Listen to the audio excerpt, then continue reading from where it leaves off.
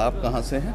मैं प्रॉपर लखनऊ से हूँ और लखनऊ पैन इंडिया मैं शूट करती हूँ। मुझे इस फील्ड में बड़ा प्राउड है कि मुझे 10 साल हो गया और अभी रिसेंटली मुझे सऊदीया से कॉल आई और मुझे बड़ी खुशी हुई कि सऊदीया में छोटे छोटे बच्चे मेरे फ़ैन हैं, क्योंकि मैंने Savdhaan India, crime patrol, crime alert, मौकाए वारदात किया, आपके खलीलाबाद में भी आके किया, मैंने मथुरा में भी किया, मैंने गोरखपुर भी किया।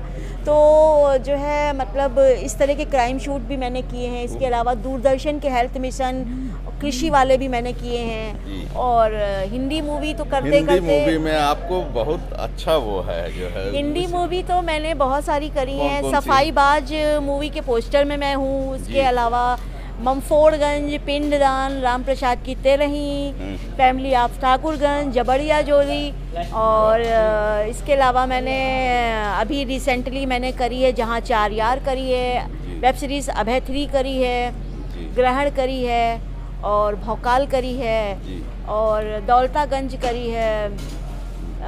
बहुत सारी हैं, इतनी सारी हैं कि मुझे खुद नहीं याद रहता है। साउथ की मूवी मैंने करी है रजनीकांत जी के साथ में, अनाथे मूवी करी है जिसमें मैं कोलकाता और हैदराबाद शूट करने गई थी। रहा बात आपकी जो भोजपुरी आप बोल रहे हो, तो करेक्टर और कलाकार और किरदार किसी के मोहताज नहीं होते ना, आपको भी पता है। तो किसी भी कहते हैं कि जुबान जिसकी भी होती है मीठी होती है, चाहे वो भोजपुरी हो, चाहे वो हिंदी हो, चाहे बंगाली हो, चाहे वो पंजाबी हो।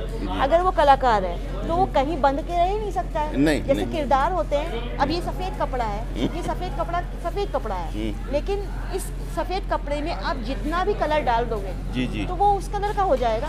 वैसे ही कलाकार है, कलाकार को आप जिस रंग में, जिस रूप में ढालोगे तो वो उस रूप में हो जाएगा। तो मैंने जो है मुजरे वाली का भी करेक्टर किया है। तो मैंने डीएम अभी जनवरी में मैंने अभी एक मूवी करी है, भाभी माँ, हिंदी है, जिसमें मैंने डीएम का करेक्टर किया है। तो मैं प्रॉपर डीएम बैठ करके, और ठाकुर जी आते हैं कि वो ऐसे ऐसे, तो मैं कहती हूँ कुर्सी किसी की मोहताज नहीं होती है। नहीं।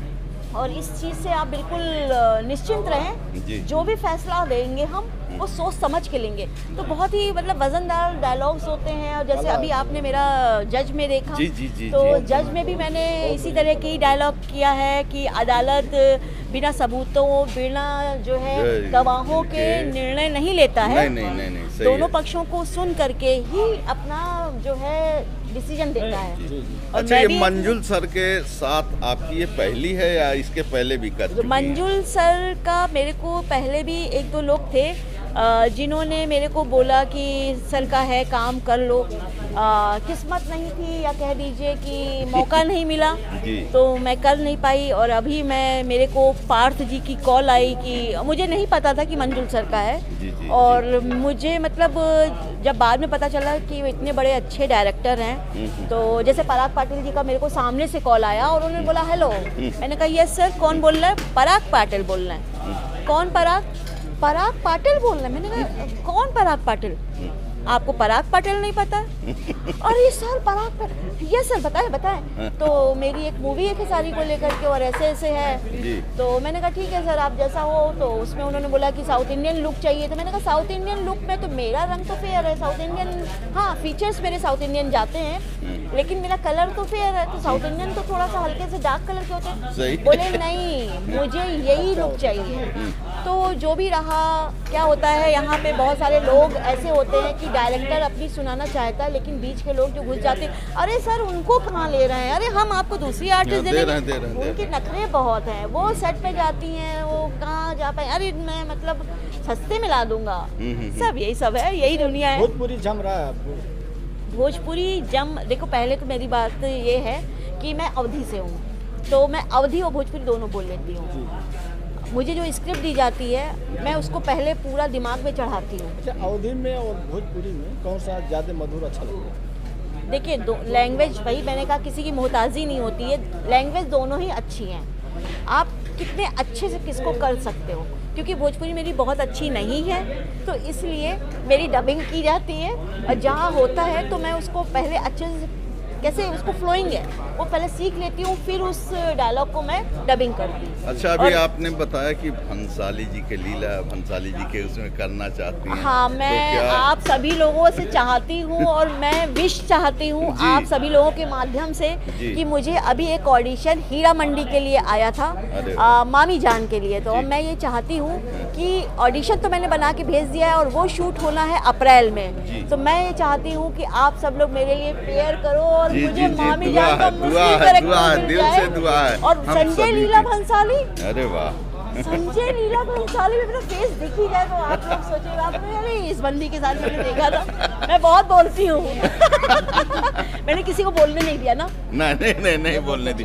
तो हमने फिर भी पूछा आपके जो है व्यक्तिगत उसको जो है अच्छा लगा जो है। तो इस तरह बस से। ऐसे ही उड़ती रहती हूँ और मेरी जर्नी, मैं एक जमींदार फैमिली से हूँ और किसी चीज़ की कोई कमी नहीं है, लेकिन एक कहते नहीं है कीड़ा, वो मेरे अंदर है। और मेरे सारे फैमिली मेम्बर्स जो हैं, किसी का होटल्स है, किसी के कुछ है, कोई कहीं है, कोई कहीं है।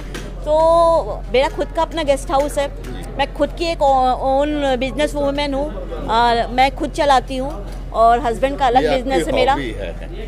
हॉबी कला कब से मतलब आया आपको? मतलब मैं बचपन से, मैं जिस स्कूल में पढ़ी थी वहाँ पे मुझे नर्सरी क्लास से मुझे सरस्वती बनाया जाता था।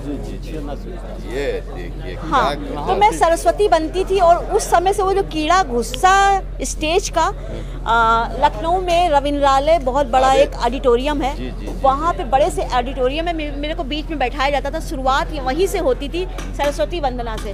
तो मैं ऐसे वीणा लेके बैठी होती थी तो वो जो है नाचती थी, तो मैं सरस्वती में बड़ा मजा आता था। फिर उसके बाद में कोई सेलिब्रिटी आता था, जैसे उस समय स्वरूप कुमारी बख्शी जी, जब चीफ, मैं छोटे की बात बता रही हूँ अपने की, तो आती थी तो उनको माला पहनाना, जितने चीफ गेस्ट।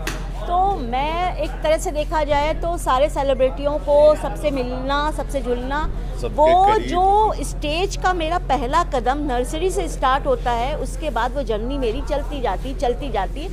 मैं मतलब आप ये सोचिए, मैंने बीएड किया है, एमएड किया है, इसके अलावा मैंने म्यूज़िक से भी जो है भातखंडे ज्वाइन किया है। मैंने मृदंग की शिक्षा, जो कि पुरुष बजाते हैं और मैं वाद्य यंत्र बजाती हूँ। मृदंग की शिक्षा पाई है?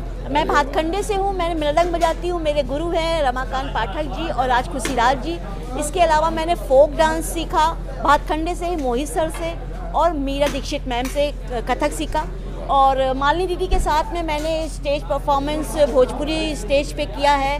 चिरैया, वो हम लोग का एक ग्रुप था चिरैया, तो वो एक सॉन्ग है, रैलिया बैरन पिया खोलिए जाए रे, रैलिया बैरन।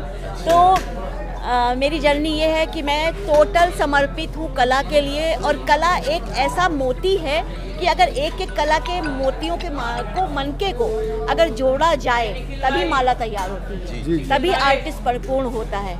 और थिएटर से काम करके, एक्टिंग सीख के, मुद्राओं को सीख के, भावों को सीख के और आवाज़ों को सुन करके तभी कलाकार बनता है। खूबसूरती, आज भी सीख रही है।